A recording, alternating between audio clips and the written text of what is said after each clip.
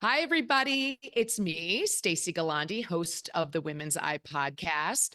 Ready to build your money power? Well, the Women's Eye is all about women supporting women and offering sound advice on how to protect and properly plan your estate, a plan all of us need to do right now. Now, this episode of our Building Money Power series is brought to you by CASCO Financial Group in Phoenix, Arizona. CASCO's president, Catherine Scrivano, started her business to help people create the financial strength to achieve their dreams. Catherine, great to have you back here on the Women's Eye. Thank you. So good to see you. You too. So, right now we're about to say, attention, ladies who are engaged to be married, or anybody really engaged to be married. Catherine says you need to protect your personal estate before you set the wedding date. So, because there's lots of risks when getting married, besides, is this the right person, right? You really have to that's the big one. Right. Yeah, Right. you have to assess the risk, right? Yeah, I'm going to change the word from risk to consequence. I mean, sometimes the word risk implies something bad is going to happen. That's not necessarily the case, but often people that we get pretty excited about the wedding and not think about the consequences of the marriage contract. So that's what I'd like to focus on today. Fantastic. Now, what do you mean by estate? I mean, because I imagine some people are hearing this and they're thinking, oh, big mansion and cars and, Right, all these right. different properties, but that's not really the case, right? Well, the word estate does imply, we often think about that being something that's in the realm of the very wealthy, but in fact, estate is just a fancy word for stuff I own. If you own any stuff, you have an estate. And getting married means that you are subject to the laws of the state in which you live as to how those things, all your stuff, will be treated as a result of your marriage. Well, now, so in this case, you're saying plan before you Mhm. get married, because what are I guess, what are the issues that you need to address before you actually tie the knot? Right. Well, I think that it kind of starts as pretty much every conversation with me starts with where are you now? Well, take a quick inventory of the things that you own and are bringing into this marriage independently, and then start thinking about what you want to have happen to those things should you pass away or become incapacitated. And if you don't make a plan, I promise you, your state has a plan for you. And those two may not be the same things. So that's why this is a worthwhile exercise to go through. I agree, it's not particularly romantic, but once again, so often when we're called upon to address these issues, it's during a time of crisis. Someone has passed away, somebody is very ill. And what a difference between a bad situation, getting through it or even making it worse. A lot of times it's really just planning and understanding what the options are. So how do you start that conversation with your significant other? Well, they have the same issues. Yeah. It's not as if you're the only one that's going to be concerned about these outcomes. So sometimes, again, the role of a financial professional can be to initiate the conversations and ask the questions in a rather detached way, a less emotional way, and elicit answers that, we may sometimes find that couples are really not on the same page. And the time to address those, make your compromises, create your solutions is before marriage rather than afterward, when again the state plans will prevail if you don't have another one. Yeah, because I think that was one of the issues you addressed before we got on the air here. But it's you have to understand a state's spousal rights. Exactly. Why is that? I guess every Well, state's different, right? yeah, exactly. Every state is different. And unfortunately, I hear all the time from people who live here in Arizona. They say, well, I've been with my partner for more than 7 years, therefore I have a common law marriage, when in fact Arizona does not recognize common law marriage. Oh, wow. Some other You're states like, do. oops.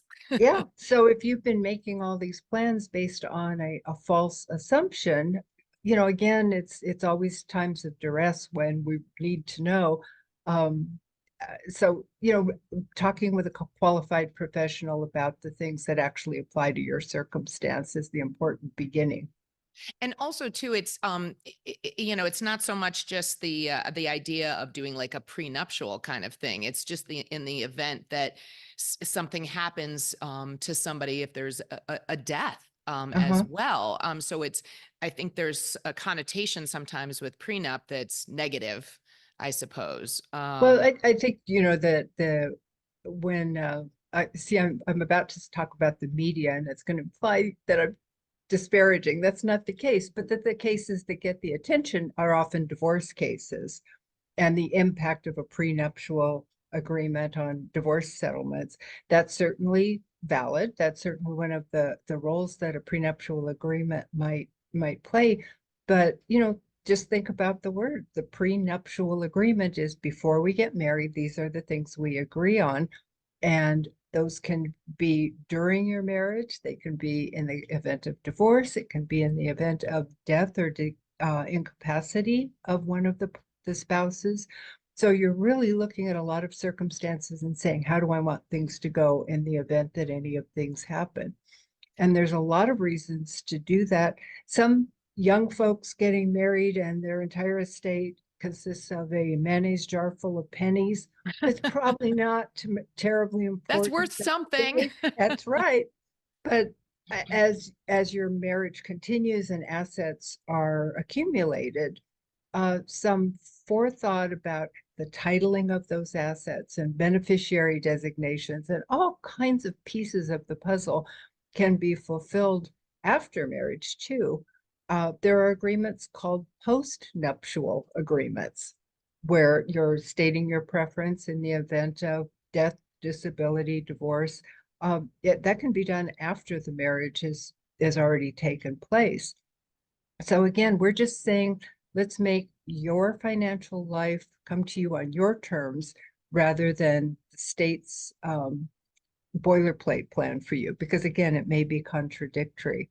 The place that we run into this the most often is folks who bring in children from a prior marriage. Oh, wow. Interesting. And So yeah, yeah, I mean, that's a whole nother, those are layers yeah, to the plan or to the estate, yeah. obviously. And we don't want to assume that each spouse is going to interpret what would happen to, again, assets perhaps brought into the marriage.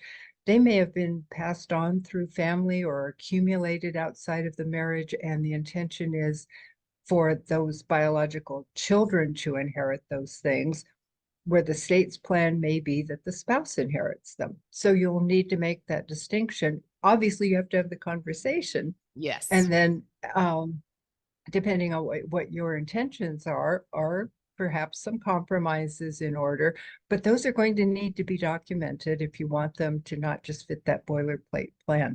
And I think that the area of kids is the places that we've seen most often that planning gets a little bit complicated in subsequent marriages.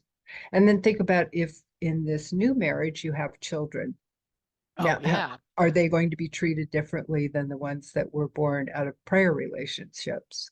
Yeah. I mean, I can imagine too that, these things get brought up. You might find that maybe this isn't the right person for you too, You know, you might not be on the same page. So that's something too that to take care of before you walk down the aisle.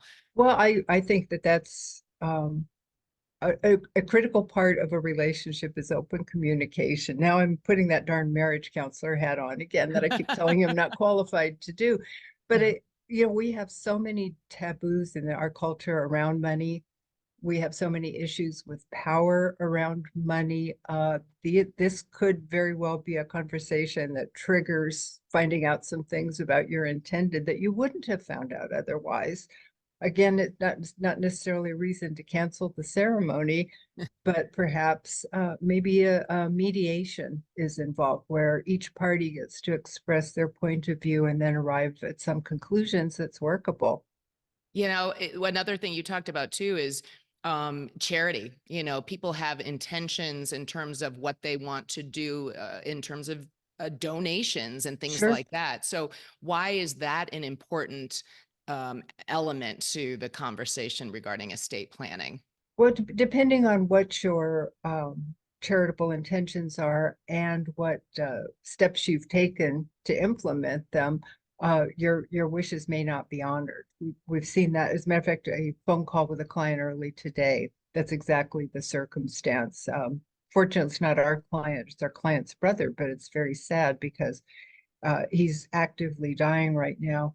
And to add to her distress is the fact that his wife is not intending to honor what he has always said he wanted done with his assets. His money. Wow. And he has not documented them in any way that, you know, that his wife will be able to circumvent his desires. It's a additional layer of grief for the family.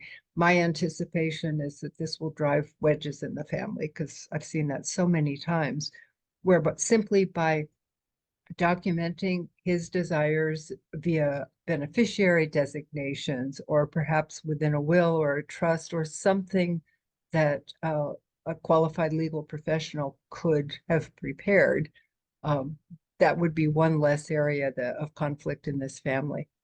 Yeah, because it was something that he just verbalized, right? Yeah. And Mhm. yeah, so and also I think that's an important point too, that just because you establish and plan the estate prior to a marriage, you can change it at any time or update it, Absolutely. right? An addendum and those kinds of things. So that's Absolutely. yeah. Absolutely. Yeah. We see a lot of documents amended and restated, to accommodate our lifestyles. That's why we, as a financial planning firm, we insist our clients meet with us at least once a year, just to find out what's new. What's new in your life? Are there deaths, divorce, job changes? All of those life-changing events probably require us to go back to documents and see if refresh is needed, or to sleep at night knowing that it's not, that there's nothing that needs to be done. Everything is fine. Both of those cases, being proactive, are pretty relieving. I can see that would be comforting. I would imagine if all those Mhm. things are dealt with at the outset, Yeah, yeah, yeah. that everybody knows where they stand. Also, too, I guess something is if people have intentions to leave specific assets to other people as well. I mean, we've kind of talked about that, but that's also something that needs to be included. Absolutely. This is one of the things I mentioned earlier, that assets that were acquired or accumulated before this marriage, there may be an intention to pass grandma's wedding ring down the family bloodline. This may not have anything to do with market value. It may be sentimental value, and you want to direct those things, but just saying it doesn't make it happen. You're going to need documentation. Yes, because that's the only way really to guarantee something happens or something Yeah, takes place or your wishes are carried out. making your intentions very clear, right? Yeah. Because we see it all the time too, where not everybody heard or interpreted the instruction the same way. So having it written is more likely to make sure that it's implemented the way you want. And within an estate, if you could kind of reiterate again, what are the things that we're talking about within an estate? I mean, it's your assets, it's your wishes. What are all the elements that make up an estate? Well, again, the easy version is your stuff. If Just your you own, stuff. Yep. if you own it, then you have the I'm almost want to use the word obligation, but you certainly have the right to say how it would be distributed in the event of your death, or if you were incapacitated and these assets came into play. What accounts would you want used for your care? Uh, Perhaps there are limits that you would want to impose, or maybe you want to make very clear there's absolutely no limits. Quit trying to save it for your inheritance, spend it on me during my lifetime. A lot of what ifs that can be addressed. And a financial professional can help you raise the issues. You're going to want to talk to a legal professional to draft any documents. We do not draft documents. I'm a certified estate planner. I'm great at raising issues, asking questions, making suggestions, but we always turn to a legal professional to actually create any documents. Which would be The like other your will and all those kinds of things, all those. wills, trusts, powers of attorney, those kinds of things. It's really, really important, especially because each state has different interpretations and definitions of those things.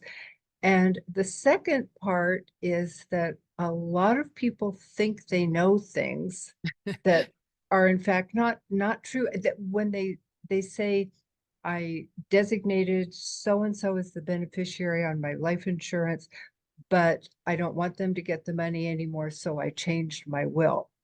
That makes sense, except it won't work.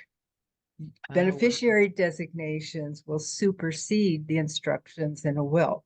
Even if the will is dated at a later date than that original beneficiary designation, that's what's going to prevail. So I just caution people taking for granted that they know more than they do. yeah. Again, Or some they're of like, it, hey, Fred told me. well, yeah, Or some or I guy. saw it on Yeah. TV. I think I'm a lawyer because I watch, television, or half the time I think I'm a doctor because I've watched a TV show. Yeah. But I'm not going to give you legal or medical advice. Or if I do, please don't follow it. Please go find that qualified professional to help you with it. Sounds great. I want to clarify something too. Is this just for future marriages in general, or can you kind of backtrack and also, once if you're, if somebody's watching this, oh wait, I'm already married. Can I Yeah, do this? That can be absolutely. done. That's the postnuptial agreement, happens all of the time. Sometimes it can be, there are tax advantages. You may have been married a very long time, have a terrific relationship, but find that there are income tax consequences or legal consequences to the way property is currently titled and would be distributed. Another is bankruptcy. Oh, If your spouse needs to file bankruptcy in many states, all of your assets, including those that you brought into the marriage before you even met this person, they may be attached. You may be forced to file bankruptcy as well. oh, Um, Debts brought into marriages, you may find yourself liable for those. Again, these are very state-specific issues. I can't make, specific like recommendations blanket based things. on, You have to just there's no, make sure you yeah, understand your state policies. Yeah. exactly. Yeah, find out what your issues are. Again, your financial professional can help you raise those issues and find out the ones that are relevant for you. Yeah. And also, what if you're just living with somebody? Or is that just for another podcast? Actually, it's a fascinating subject.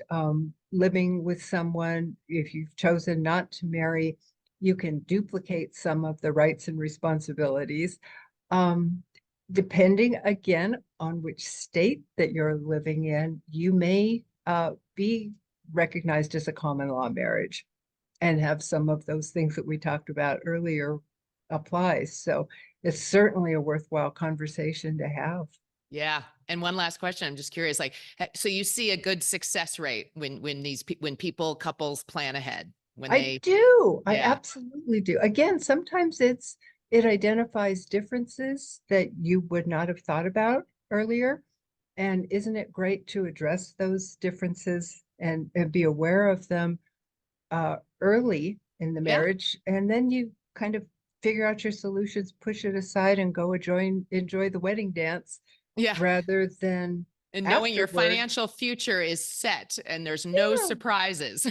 yeah, at least no unpleasant ones during times of stress. That's my battle cry. Is just sometimes you think things can't get any worse, and they do because of lack of planning. And if I can rally the troops to just be aware of some of those planning things that could be done in advance and ease the hard times a little bit, I feel very fulfilled.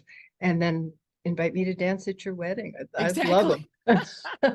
I don't want to come off as unromantic. I do. I love all the stuff about June brides, except for the part of thinking, gee, I wonder if they've thought this through and thought of True. all the How consequences many to this weddings have you gone decision. to where you wonder, Yeah, more than one. But exactly. So, well, Catherine, thank you so much for taking the time to talk about this. Because again, you think people will know this, but most likely they don't, Yeah, or they put it down the road, So we appreciate appreciate this so much. Happy to be So here. Thank you. thank you. So if you would like more fun financial facts and to find out more about Catherine Scrivano, just go to thewomenseye.com. And there you'll also find our books. We have 20 Women Changemakers. Just shop wherever you buy books and at changemakersbook.com. And oh, look, we have a second one. This is 20 Women Storytellers. You can find that at womenstorytellersbook.com. Don't forget to subscribe to our newsletter and our YouTube channel. Again, thanks, Catherine, and to all of you for tuning into the Women's Eye Podcast. Just keep building your money power. I'm Stacey Gualandi. Remember, it's the world as we see it.